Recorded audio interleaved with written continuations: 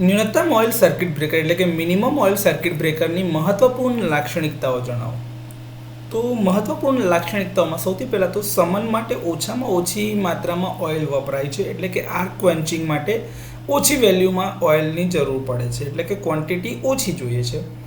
આર્કની અવધિ એટલે કે આર્કનો જે ડ્યુરેશન છે એ 1 થી 2 સાયકલ સુધી એટલે કે 50 થી લઈને 100 મિલીસેકન્ડ સુધીની હોય છે. આર્કિંગના કારણે જે કોન્ટેક્સ પર જે છે ઘસારો લાગે છે તે ઓછો લાગે છે, કેમ કે ઓઇલ હોવાના કારણે. ક્વિન્ચિંગ મીડિયમની કોઈ ખોટ રહેતી નથી અને ક્વિન્ચિંગ ચેમ્બર એટલે કે જેમાં આર્ક ઓલવાય છે તે અને એનું જે ઓપરેટિંગ મિકેનિઝમ છે બંને એકબીજાથી અલગ હોય છે.